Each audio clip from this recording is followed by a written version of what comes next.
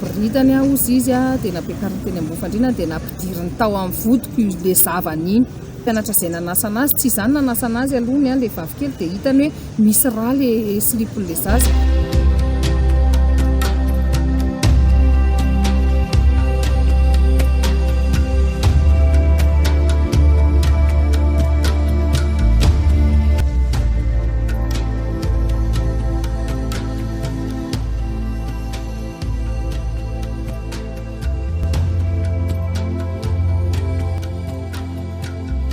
Tena amin'ny commune Ambohijanaka, distrikan'Atsimondrano, faritr'Andlalamanga no nitrangany tantarany Stéphanie, zazavavikely 9 taona sy ny zandriny lahy kely Cédric 4 taona. Nitrangana herisetra na asana barbariana arahana asana pédophilia ireo zaza ireo. Ny lahy kely dia matetika maratra noho ny fikasian-tanana azy raha niharan'ny fanaovan'izy kosa Stéphanie kely. Nampandrenesina avy hatrany ny mpitandro filaminana ary nalainam-bavany ilay ramatoa nitaiza azy ireo. Za madame Maoly mpampianatra amina école mpanjakana anankiray eto amin'ny faritra Atsimondrano. Dia rehefa tsy tonga nianatra ilay zaza menada dia nanontany an'ireo ray aman-dreny mpitaizana azy dia hoe any ambanivohitra nefa ny fantatra ny misy fiarahamonina amin'ny teny fa tsy any ambanivohitra. Dia rehefa natao ny fijerena tao an-trano zareo dia hita fa nidiny tao ilay zaza dia sady nampijaliany na olana. Tany amin'ny lakafo faraina ambonin'ny trano no mita koky miafina sy nipetraka ireo zaza menada kely tamin'ny fotoana nisavanany trano. Efa nisy kidory fatoriana sy pon fanaovan'izy ireo maloto tao anatin'io lakavy io. Izany hoe tao no napetraka izy ireo ilay zaza roa ary tsy averana hivoaka mihitsy. Tsy nahazo ny sakafo mihitsy ireo zaza ireo raha ny fanazavan'ny roa mpampianatra fa voankazo manta no nomena azy menada kely. Nanahoana ilay ankizy tamin'ny voahitanareo? Ay na reraka be ilay ankizy sady naloto no ketrete zatra maizina be nitazomana anazy tany. Raha vao nandray kosa izy ireo fa misy olona sy mpitandro filaminana nitra tao amin'ny trano io dia niafina sy matohatra mafy. Araka ny nambaran'ny mpampianatra azy ireo dia niororo be izy menada kely ary toy ny efa miandro mafy izay mety hifampijaliana ahazo azy indray. Tsy vitan'izany anefa fa nanjary efa niova fomba fiaina kely izy mianaday. Matotra sy miororo lava izy ireo ary lasa dia mahay miaraka amin'olona. Roa andro tao aoriana nahitana azy ireo dia tsy mbola nahay nandeha tsara i Cédric fa miondrokondroka sy mandady na mitsambikina rehefa hifindra toerana no ilay efa zatra niondrokondroka tao anatin'ilay lakavy kely any ambany tafitrano. Dia tsy misy fotoana izy pendant tsy haiko hoe iray andro izy aloha tsy ohatrany tsy nitsangana mihitsy. Raha ohatra ny hoe tantananao izy dia mitsangana fa raha vao avelanao amin'ny se déplacer rery ohatra ny hoe hiala eto mifindra eto izy dia ohatra miondrikondrika. Ohatra ny hoe zatra an'ilay niondrika tao amin'ilay tery-be tao. Nitora takaitra mafy no izany herisetra na mpifampijaliana natao azy ireo izany ireto zazakely mianada ireto. Vokatry ny fizaham-pahasalamana natao azy teny amin'ny tobim-pahasalamana CSB Ambohijanaka. Fantatra fa sy matateraka izy Stéphanie kely satria dia nisy fanolanana mifanesy nandritra ny fotoana nakanambavany azy dia ny tantara mazava ny endriky ny fanolanana azo azy izy.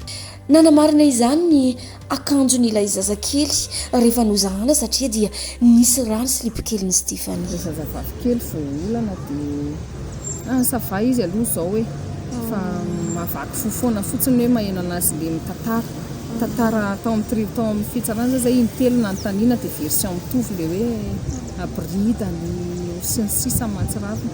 Sady afaka tantaraina kely rehefa nanontaniana le Stéphanie Stéphanie satria le fijeren'ny dokotera tany atoerana tany any dia efa hitany hoe tsy isy tsony le zaza dia moko ny mpampianatra izay nanasana azy tsy izany nanasana azy alohany le vavikely dia hitany hoe misy raha le silipon'le zaza. Dia nanontaniana izy dia hoe nabridany aho izy dia nampiakariny teny ambony fandriana dia nampidiriny tao amin'ny vodiko ilay zavany iny. Nanaovana anarana sandoka ihany koa izy mianaday. Tamin'ny fotoana nampidirana azy izay nianatra tao amin'ny EPP Ambohijanaka dia nilaza ireo mpitaiza azy ireo fa ankizy nomen'olona azy mivady izy mianaday kely. Izy io no nataon'izy ireo ny anaran'ny vavikely ary tokony no niantsona ilay kely. Fantatra fa tsy nisy taratasy ireo zaza ireo tamin'izy ireo nampidirana nianatra tany an-tsekoly. nolazainy reto mpivady izay nitaiza azy reto hoe adiny tany ambanivohitra ireo taratasy ka izany ny antony tsy nahafanana nomeny taratasy mikasika azy ireo. Fantatra ihany koa fa dia tsy nosoratana tao amin'ny fokotany ihany koa ireo zazareo tamin'ny fotoana ny aviany tao amin'io toerana io dia ny commune ny Ambohijanaka zany. Ny dia nanao inscription tao aminay izy dia anarana zaza hafa mihitsy zany nisoratany hoe anana ziona prénom dia tokony anankiray le garçon. Rehefa avy eo nefa no savain'ny gendarme tao an-trano dia lasa nisy copie hafa mihitsy le anarany hoe Cédric Stéphanie. Dia eo mampanontany tena hoe nafa maninona ny antony na novainy an'ilay anaran-jaza. Ahoana le réaction andry zareo tao le nitenena hoe Cédric Stéphanie tsara verina kely. Rehefa nanontaniana hoe iza le Cédric dia natahotra le zaza aloha fa avy eo izy niteny hoe nao dia eno izy dia ndray niteny hoe za Stéphanie dia fatany hoe Stéphanie dia zay ny tena vrai nom zany fa tonga tao amin'ilay olona dia novainy. Niezaka nitady ny reny niteraka ny Cédric sy Stéphanie izahay. Noho ireo fiparitahan'ireo sary sy horonan-tsary nataon'ny mpampianatra azy tao anatin'ny tambajotran serasera Facebook no nahitana ny tsiory reny ny Cédric sy Stéphanie izay reny mpianakaviana 4 taona. Nisy publiena tanaty Facebook ilay izy dia izay natako ilay izy sara moa mbola tsy nina ilay izy fa rosobavinay nakana teny atsena teny hoe nisy nanolana ny Stéphanie mangamangana be mihitsy ny tarehany. Natao tisinday ireo zaza nampanarahana kopia fa hoe apetraka any aminy. Inona ny fanarahanareo tamin'ilay nomenany zareo ilay ankizy? Tsy nisy fanarahanay fa hoe tao fahatsoram-po dia hoe meko anazy izany fa andray zazy ireo ngamba mety hanana fiainana tsara ao anarinany. Firy taona ilay ankizy tamin'izany? I Stéphanie 1 taona dia Cédric 7 taona. Vao tamin'ity taona ity zany? Tamin'ny 2 taona zany. Vao 2 taona tamin'ny fetany reny teo zany nahatongavan'izy tataty. Sarotra ho azy telo mianaka ireo ny fiainana nandritra ny 2 taona. Nisy fotoana izy ireo efa nipetraka teny amin'ny moperam-bohimanga kely saingy tsy naharitra ela satria naniry ny tady vola ilay reny mpianakaviana. Rahamatoa iray tena mahazo izay sady anabavin'ilay rangahy mpiandry tanàna tao Ambohijanaka no nanelanelana azy ireo. Io rahamatoa io no nanoro hevitra azy ametraka ireo zaza eny amin'ireo mpivady ao Ambohijanaka. Nanambara io rahamatoa io fa olona manan-katòa ilay anadainy ary afaka manome ho avy mamiratra ho an'ireo zaza satria izy mivady dia tsy nifampitiraka. Risy lahatra noho izany ary tsiory izay efa reraky ny fiainana ary tsy nahavita intsony azy menadahy kely. Tetsy ankilany nilaza koa ity ren'izy menadahy kely ity fa nisy hotsotra be mihitsy ilay mpiandry tanàna mivady nandresy lahatra azy rehefa niona sy aka ilay zaza. Ny anabavin'io rangahy io no niresaka na voalohany hoe mitady zaza ho tezaina le olona nandray amin'ny Stéphanie Cédric. Dia tonga teny ireo olona anankiroa izy mivady mihitsy. Dia za mbola izay telo mianaka tao mopera mipetraka tamin'izany. Dia tao an-trano mihitsy ary izay no natsoiny. Za moa izany natsoiny anabavin'ilay lehilahy hoe ao ilay olona hitaizan'ilay zaza fa mandra fanapa-kevitra aloha dia ndahozy izy aloha hiresaka any. Dia nandeha tany dia izany salasala amehan'ilay izy mivady an'ireo zaza ireo dia ilay anabavin'ilay rangahy no teny hoe alefasoany aminazy izy fa andreo zaza ireo manano aviny fa fatany foana izy rehefa lehibe izy anarinany. Dia za moa efa nisalasala hoe tsy amehan'ilay izy fa zareo izany ohatrany hoe tsotra be ny fanatsika aminazy. Niresaka anazy zany izy ohatrany hoe tsotra be ohatrany ireny dia tsy olon-dratsy ireny mihitsy. Ankoatra izany dia fantatra ihany koa fa teren'ireo mpitaiza azy hivarotra jupety ireo ankizy ary avy eo dia nangataka amin'ny ilay mpividy indray. Rehefa tratra amin'izany izy tahakely dia voadarika na voafelaka ilay rangahy. Zareo rehefa misy fotoana zareo mivarotra eo dia vidy zavatra eo izay dia angatahany dia rehefa sy tratran'ilay dadany mihinana eo zareo dia tonga dia tsy eo amasony any vonoiny fa apetraka etsy amin'ny vady etsy izay dia tonga dia vonoiny ilay ankizy. Tetsak'ilan'izany ireo mpiray vodi-rindrina teo an-tanàna dia nanamafy fa vonoina sy ampijaliana ireo mpitaiza foana izy dahakely. Indraindray amin'ny alina amin'ny 1:10 alina aza dia misy zaza mioraka sy mihiaka tampoka mitaraina fa mijaly sy marary hoy ny vehivavy mpamboly iray monina ao ambadika izy ireo.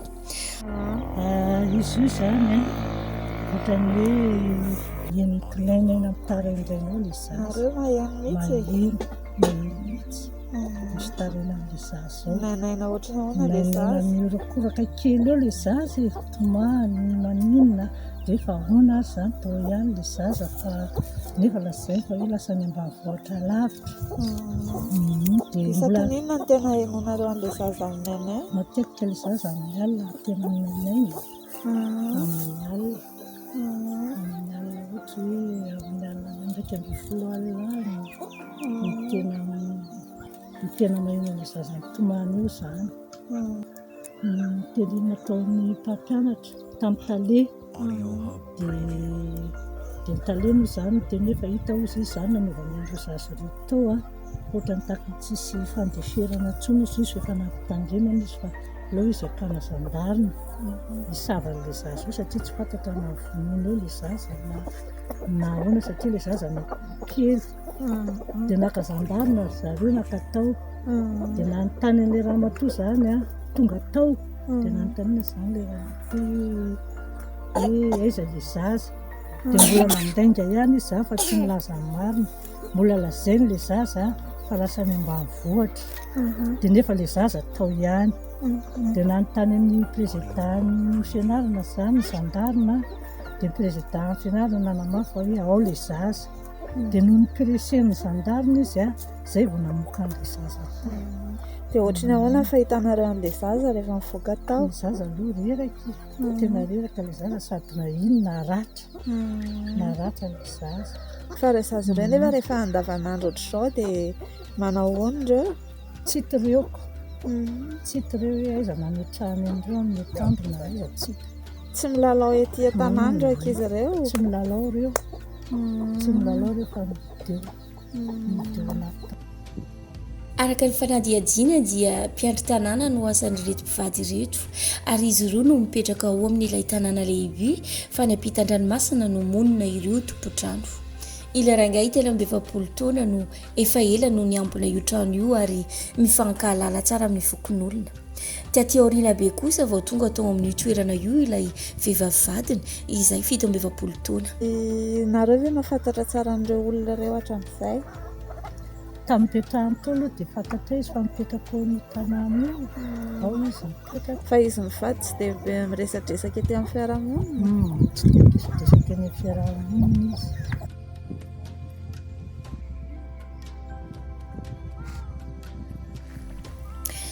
Etsy ankilany kosa indray dia mbola sahirana miady amin'ny fiainana hatramin'izao tsy ory raha nambarany dia miantoka akondro ary mivarotra izany eo antsinan'ny mahazo no ataony amin'ny atoandro mba hivelomany. Ny alina kosa dia matory antsena hatrany izy noho izy tsy manana fahefana hanovan-trano. Araka ny didina avoaka ny fitsarana ny alarobia teo moa dia efa napetraka eny amin'ny akany fitaizana kazikely iray eny Atsimondrano eny Stéphanie sy Cédric.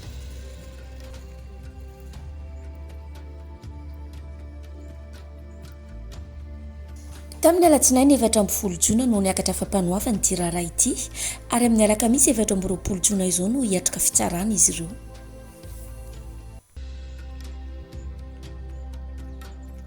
Ny tompo-trano kosa indray dia milaza fa tsy nahalala mihitsy no hoe nisy zaza notezainy ireo mpiandry tranon'izy ireo tao amin'ny toerana io. Indroa isa-taona ireo tompo-trano na ny zanak'ireo tompo-trano no mandalo sy mivantana amin'ny trano io.